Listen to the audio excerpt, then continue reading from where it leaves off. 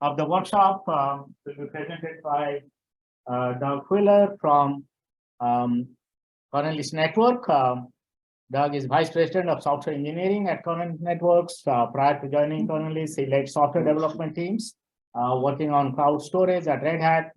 His career in HPC includes experience at universities and HPC centers, including Oak Ridge.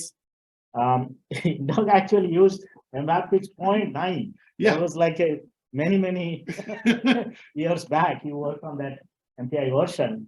And he holds a bachelor's and master's degrees in from Iowa State University. So today he'll be talking to us on the implementation of the Omni-Path Express. Okay. Thank you. Yes, I mean, I think a few of us in here maybe are older than Babbage. I Yes, certainly yes. am, yeah. But I meet a lot of students who are younger than Babbage took this.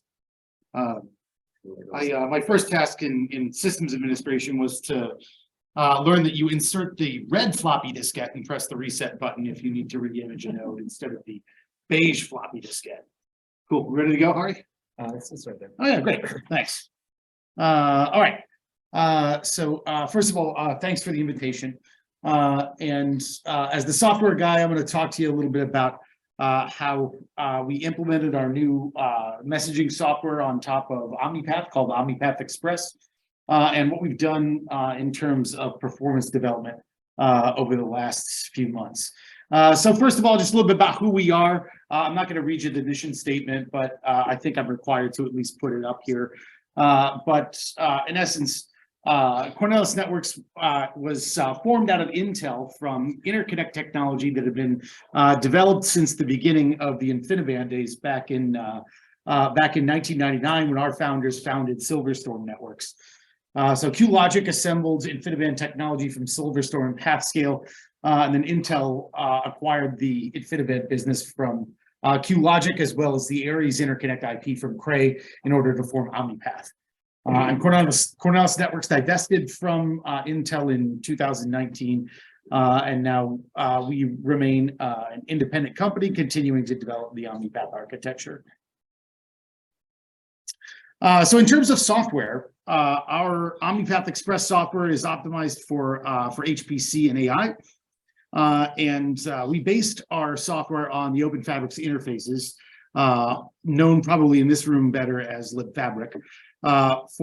We also collaborated with Ohio State on libfabric development to ensure that Babbage 2 runs well on libfabric, and indeed it does. They've achieved some great numbers there with it. And of course, that provides us support for application technologies that any of those that use libfabric, which includes most of the MPIs again now, including in Babbage, and one-sided models, most that you're aware of. We've also seen some storage technologies using libfabric directly, so it provides broad compatibility for the technologies that you're probably accustomed to. This also forms the basis for our next generation fabric technology running next year at 400 gigabits per second, and that'll leverage exactly the same software. And although I'm the software guy at Cornelis Networks, it's been great to collaborate with the hardware team there as well. By moving our software stack over to the Open Fabrics interfaces, we've been able to optimize the design of our next generation fabric technology to match those interfaces, so that software developers will enjoy a perfect semantic match between the upper level software that they write all the way down into the adapter. And so this picture sort of recapitulates what I was going through a minute earlier. So currently, the existing Omni-Path architecture uses the originally developed Intel software, Performance Shared Messaging, or PSM2. We've now, as of late last year, moved over to supporting the Omni-Path Express provider that I'm talking about today, that serves as the foundational software platform for the CN5000 400 gigabit per second adapter. And we've got our, of course, the logo cloud here of technologies that we test with and support. But we've observed good performance with other libfabric targeted APIs, higher level protocols, and language runtimes. So We really did this for a couple of reasons. One, obviously, we wanted to reduce risk to software developers who are doing application readiness development for next generation compute platforms. And we also give a free performance boost to all of those using Omni-Path 100 today. So if you're running Omni-Path and haven't had a chance to give OPX a try, I certainly encourage you to do that. And obviously, we're open to any feedback. So this logo cloud just demonstrates the technologies that we work with and engage with directly at Cornelis Networks. That includes the software, the ISV software you've probably heard of, as well as the communication APIs I spoke of earlier, and of course we support the broad range of Linux operating systems, and that's easy for us because of our open source upstream first software development philosophy. I'll mention more of that later if I have time, but given that this is a 20-minute talk, I'll try and flip through my slides a little bit more quickly. All right, so I've gotten the front matter out of the way, and now I can talk technology, which is what I really like to do at forums like these. So as we built the OPX software, we performed extensive performance modeling on every line of code that we wrote. So we used the Intel software development emulator to emulate a CPU on one side or the other of MPI transactions. And we used that to quantify every single instruction that we were spending and every single cache line access that we performed. It turns out that the code that comes out for this is not the C code that your professor taught you. Seems like a few of us might have learned C code from our professors. That's not as much true anymore. It seems like a lot of kids are learning Python and Java or such these days. But anyway, it's not necessarily textbook C code because, as you might imagine, it's highly cycle optimized. And so in some instances, we even duplicate code through mostly through use of aggressive inlining to avoid extra branches that take CPU cycles away. And we were able to improve latency over previous software from 18 to 24%. There's a few reasons for this. So for one, when you're in the microsecond regime, and again, our latency is below a microsecond through a switch, then clock cycles start to matter. And so you see here, here's just the performance model run that we did, just demonstrates the execution conditions. It's worth mentioning here that obviously we only instrument one side of the transaction on sends and receives, so that we don't really drag down the performance of the system. Running emulated really makes the thing run slow. So just a couple of examples on simple MPI send and MPI receive. So this is the previous software stack here. Use the laser beam, right? Yep, very good. Where 903 instructions were required for MPI send. We got that down to 630. And this is the last run that I took a look at this level of detail. We've probably run a few more instructions out of this since then. But you can see that we were able to reduce the instruction count significantly, especially by flattening the call stack. You can see how thick the call stacks are in each case. Because really for us, in bold here, this is the only function call present in OPX. All the rest involve calls from the MPI library and then down into Open Fabrics. Although again, there's only one function call inside libfabric itself because libfabric efficiently passes down the call stack because of its semantic match. So in terms of cache line accesses, we were also able to cut down our use of the cache and reduce our overall CPU residency. In this case, we significantly dropped cache line accesses by about a third. So by getting rid of 14 function calls, and there was a lock in there too that we managed to get rid of, we reduced instruction count and cache line accesses. On the receive side, obviously receiving is far more complicated than send. You can see that although on the right the call stack looks higher, it's actually zoomed out a little bit more. I had to shrink the former call stack to get it to fit on the slide. And so you can see here that we were able to reduce the instruction count to receive a message by almost 50%.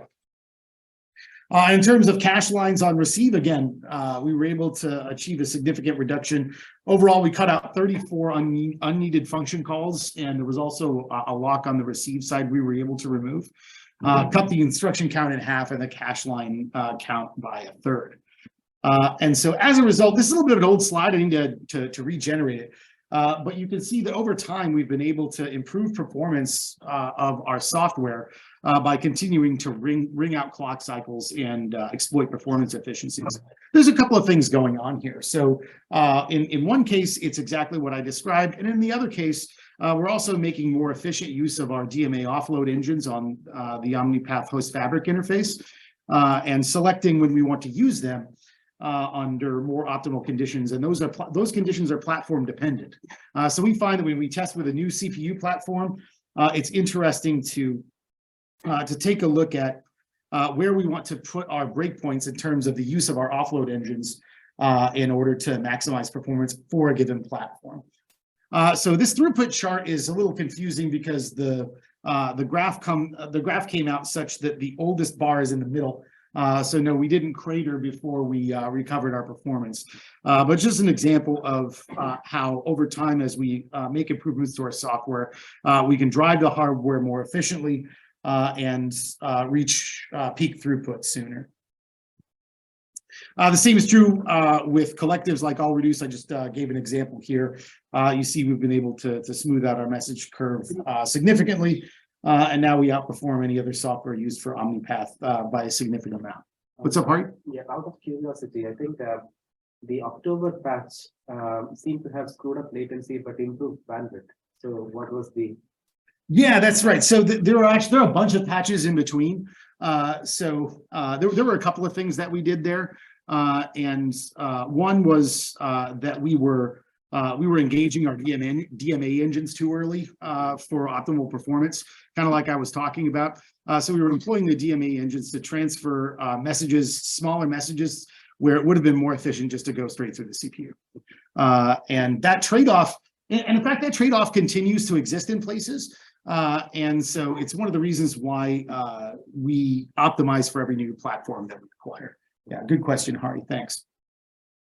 And so here, if you look at, here's a more detailed picture that observes a few tunables that we can make. So this is just one example, but it demonstrates that if we tune for our given platform, we can smooth out performance. We can smooth out performance bumps. And we can maximize performance given the available platform features. We expect that future platforms that have things like onboard CPU, DMA engines, and so forth will give us additional ability to exploit platform features to get more performance. So in this case, for example, we were on this particular benchmark, we were able to improve performance over the previous software, but then also provide tunables that flattened out a couple of these performance bumps. And it's a little bit difficult to see on this chart, but the final number that we ended up with was with this dotted line, the red dotted line here. So what does that variable actually do, the pre-active? So we're a lossless fabric. Although the only time we might drop a packet is when our ingest buffers are full on the receive side. And so what this tunable does is set the rate at which receivers advertise available buffer space. Okay. Here's just a graph of performance on Open Radios, just to demonstrate that these improvements translate to improved application performance as well. So we've got a library of these, but here's one just that I have time to deliver, and that's approved for public release. So you can see here where we have improved performance on these benchmark runs, especially these collectives. We can see improved performance on applications as well. So we've done a lot of really good work with Open Radios and a few of other these CFD codes. But we've looked at codes from really all over the application space. So digging deeper into where this performance advantage where this performance advantage comes from, it's clear that we're jumping into a sweet spot where we've improved performance significantly in these given message sizes, and overall wait times are on the node are down. And so you're seeing that the iSend's complete earlier, and we have overall improved application performance. So we're continuing to delve into places where we can add performance by optimizing specific areas of OPX. And I think, oh, I didn't put a question slide up here. So just imagine that this says questions. I appreciate your time. And it looks like, oh, thank you. DK. Let's thank you. Yeah, your numbers about the instructions and the full stack is extremely interesting. So I'm wondering first, is it a one-off? Is it an optimization that now and then it's over? You think you can come back in 2 years with yet another 24% improvement by slashing some C codes, calls? No, is it? And also the question is, why are you doing this now? You could have done this like 4 years ago. It was already an urgency for TechNet. So it looks like truly good work, but it's surprising that suddenly somebody figures out that there is 24% improvement to be played. That there is performance again. All right, so I'll answer your first question first, which is that no, we probably can't do it all over again, right? We can't drive the instruction count down to 0. So yes, we'll be leveraging other platform features to continue to improve performance from there. And the answer as to why didn't somebody do that earlier? The answer is I don't know at all. I never worked on the Omni-Path program at Intel. I got started with Cornelis Networks, and this is one of the areas where we immediately took a look. So you'd have to ask some people that were before my time. So maybe I can answer that. I mean, so what is happening is earlier, let's say you had a 3 microsecond by 0.3, then you say, wow, I got already 10%. Okay. So now we are going gradually to like 1 microsecond, and everybody is competing here, a lot of different vendors, trying to see, okay, how much I can do this. Okay. And these were not easy earlier. That's why I'm sure Doug, you went through the code and is trying to see where the time you can spend. It takes a call. But creating a new ASIC is also taking effort. So, I mean, for me, it looks like the software work still easier to do than creating a new generation of ASIC with a new node technology, all the burden we have. So, well, we're doing both at the same time. We have of some, course, yeah. yep, and I'm of limited help to the ASIC team. So this is what I do for the software team. So, I think it might be offline. okay. So let's, because we are running 10 minutes late, we'll have 2 more talks before the break. So thanks again, Doug. So the next